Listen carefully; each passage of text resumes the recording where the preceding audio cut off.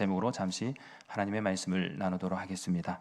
오늘 이 본문의 시편 39편은 이 표제어를 보시면 다윗의 시임을 알 수가 있습니다.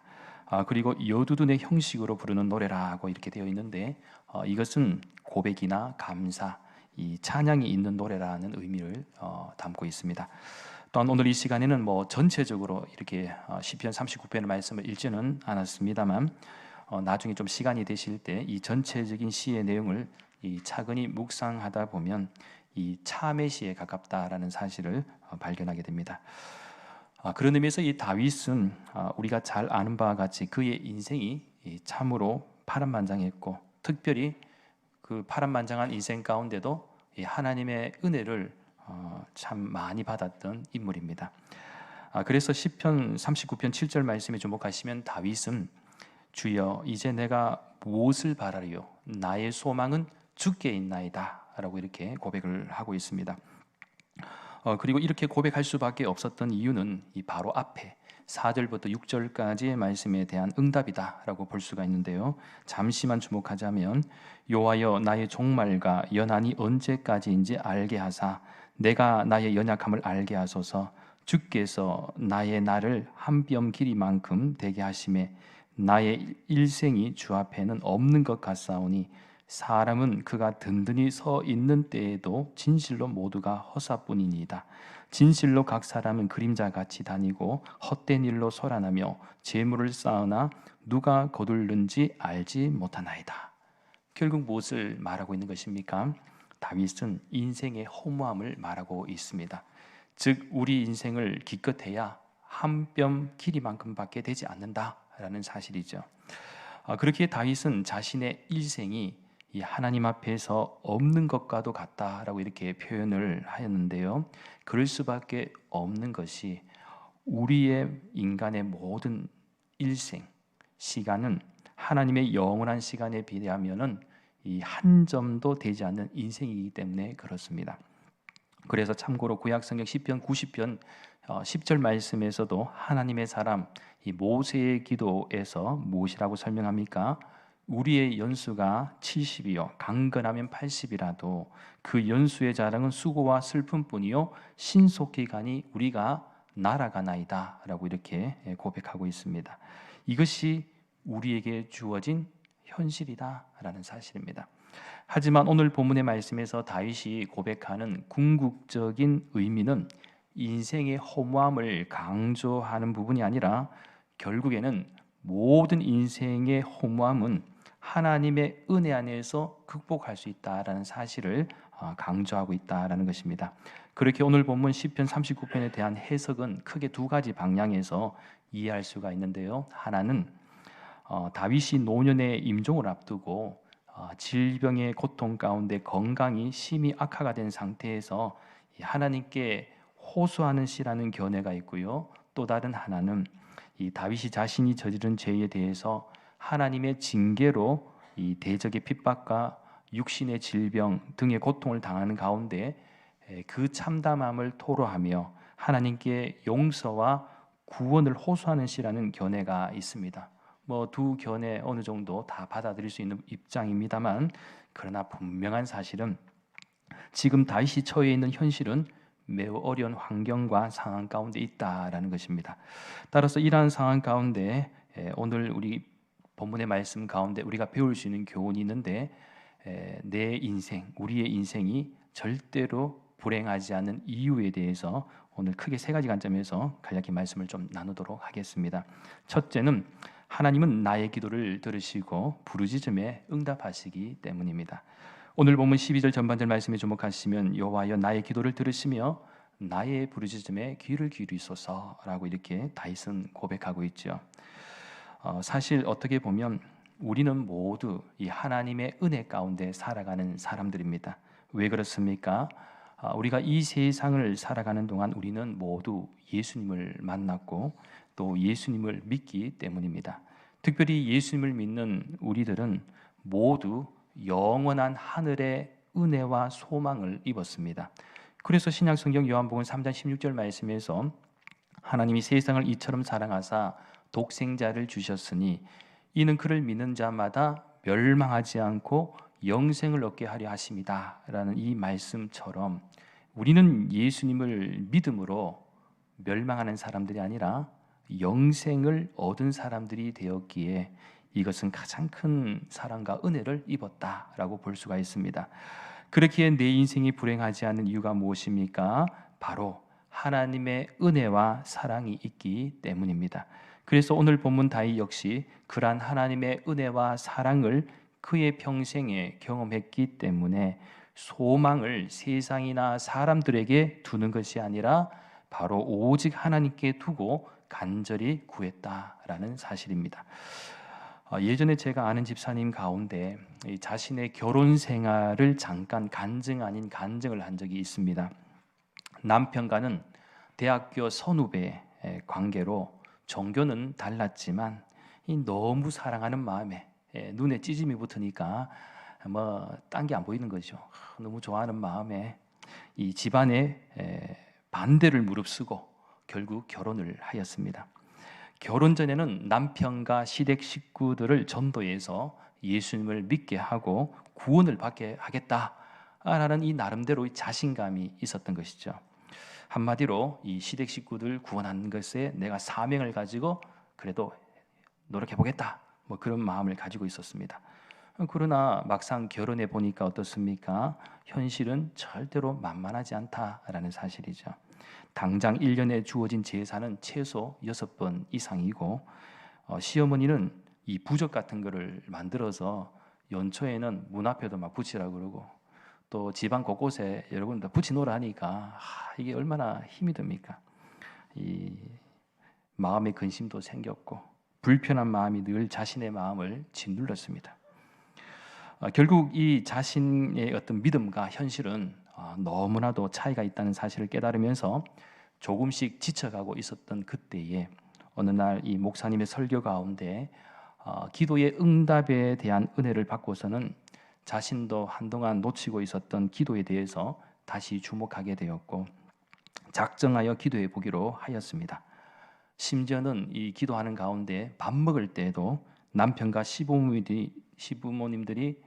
부모님들이 맞는가요? 그러면 시부모님이 들이 그러면 두 분, 세 분, 세 가정이 있는 것처럼 느껴지는데 시부모님이 이 밥을 먹고 미신적인 신앙을 버리고 예수님을 영접할 수 있는 은혜를 달라고 막 그렇게 기도를 했는데 이 밥을 먹고 어느 날 시어머니가 덜컥 급체해버린 것이죠.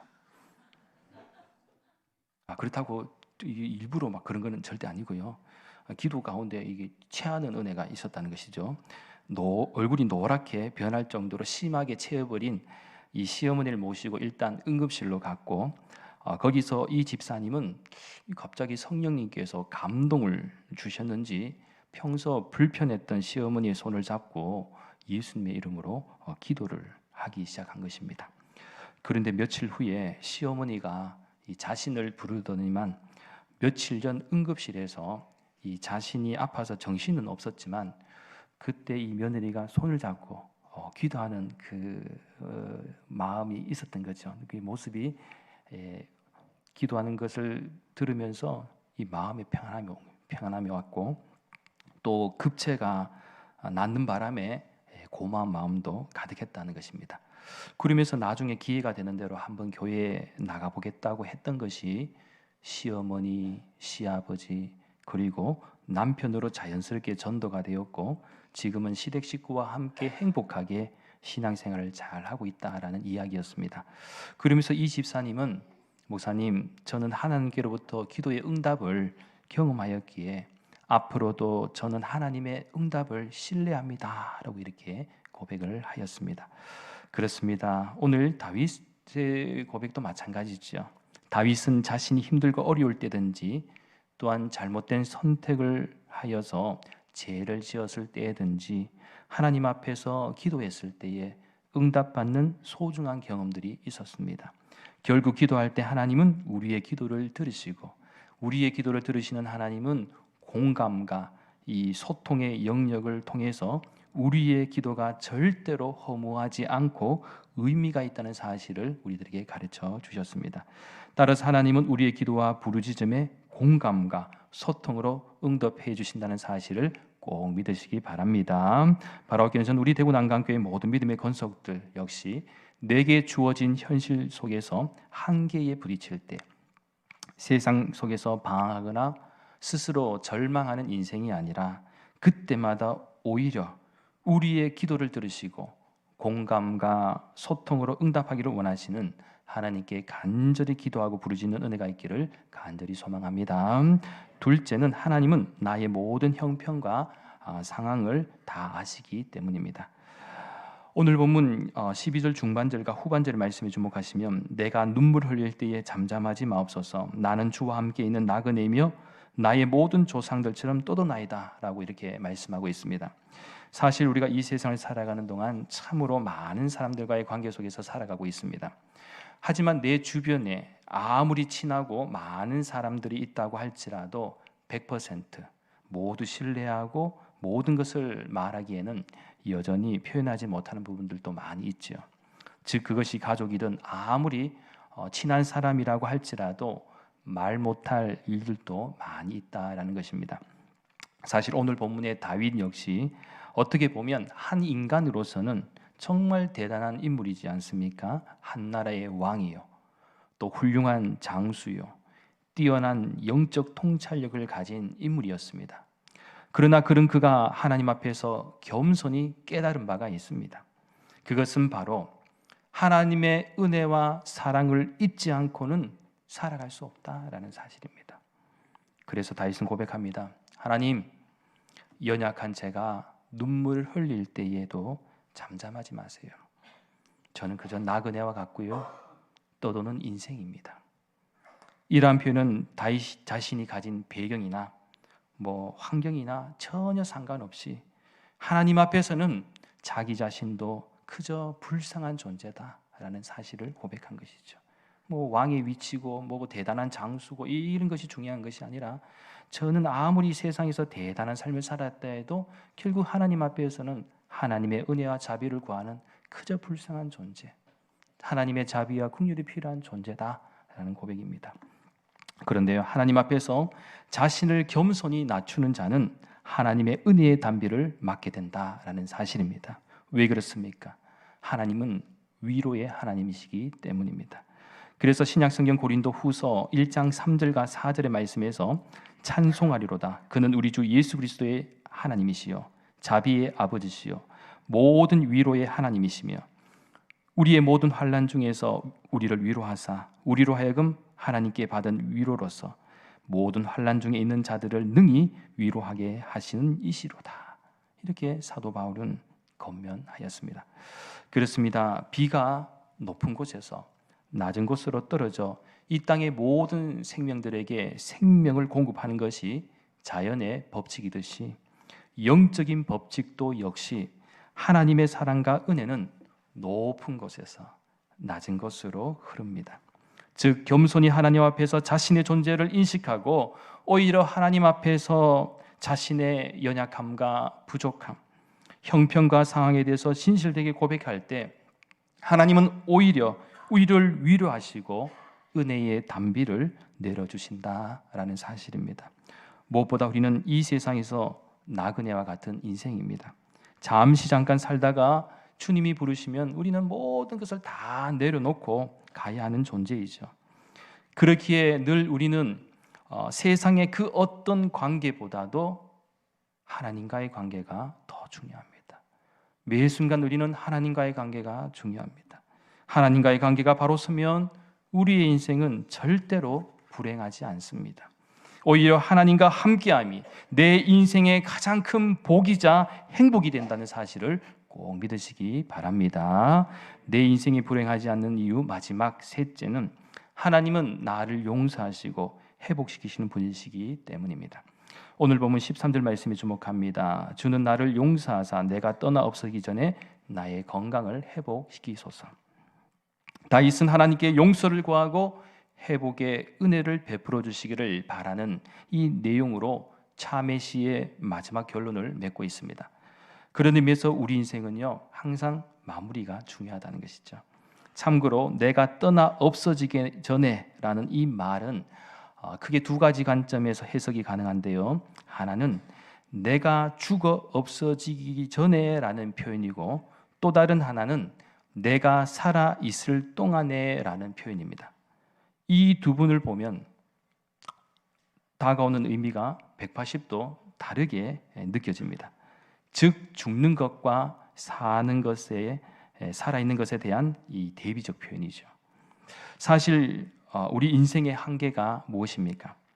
죄와 사망으로부터의 위협, 가난과 질병, 원수들의 핍박, 슬픔과 절망의 순간 등 우리에게 드리워져 있는 고통과 이 고난의 현실이 존재하고 있기 때문입니다. 그러니 우리가 회복한다는 것은 죽을 수밖에 없는 사람이 새로운 생명을 얻는 것과 다를 바가 없다라는 것을 의미합니다. 그런데 지금 다윗은 이 가능성을 어디에서 찾고 있습니까? 바로 하나님께로부터 찾고 있습니다. 주님, 혹시 내가 지은 죄가 있다면 나를 용서하여 주시고 내가 살아있을 동안에는 건강을 회복시켜 주시옵소서. 사실 우리가 항상 우리 인생의 중요한 순간에는 우리 자신을 스스로 돌아보고 겸손히 하나님께 회개하는 삶이 중요합니다. 가끔씩 우리의 현실 속에서는 자신이 잘못한 경우에도 자신의 죄를 인정하지 않고 남을 탓하며 자신의 잘못을 지우려고 거짓말을 일삼는 사람들을 종종 보게 됩니다. 그렇다고 자신이 지은 죄가 없어지거나 사라지는 것이 아니겠죠. 아니, 세상 법적이나 사람들 앞에서는 속일 수가 있습니다. 그러나 자신의 양심과 하나님 앞에서는 절대로 속일 수가 없다라는 사실. 오히려 정말 멋진 사람, 정말 멋진 인생은 겸허하게 자신의 부족함과 허물을 인정할 줄 알고 또 용서함을 받기 위해서 회개를 하는 삶입니다. 그러면 절대로 내 인생이 불행하지 않다라는 것. 왜냐하면 하나님은 정직한 자에게 형통함을 허락하여 주시고 참된 회복의 은혜를 베풀어 주시기 때문입니다. 그런데도 자신을 더 감추고 자신이 지은 죄와 허물을 부정한다면 남는 것은 심판과 후회뿐입니다. 무엇보다 인간의 역사 가운데 부흥의 역사는 회개와 눈물의 역사였음을 기억하십시오. 예를 들어 우리가 잘 아는 1907년 1월 평양 장대현 교회에서 있었던 이 부흥 운동의 시작은요, 사실상 눈물의 운동이었고 또 회개의 운동이었습니다. 즉 이스라엘 백성들이 포로기 시대 때 이방 나라들의 압제를 당했을 때에도 그 당한 이유가 무엇이었습니까? 바로 이스라엘 백성들이 하나님 앞에서 저지른 불순종과 죄악 때문이었죠. 마찬가지로 당시 우리 조국이 처한 현실을 바라볼 때에도 정치, 경제, 사회, 문화 모든 영역에서 볼 때 이스라엘 백성들의 모습과 다를 바 없었다라는 것입니다. 그렇기에 진정한 부흥의 역사는 애통하는 마음으로 시작했습니다. 눈물로 시작하였고 회개의 삶으로 시작하였습니다.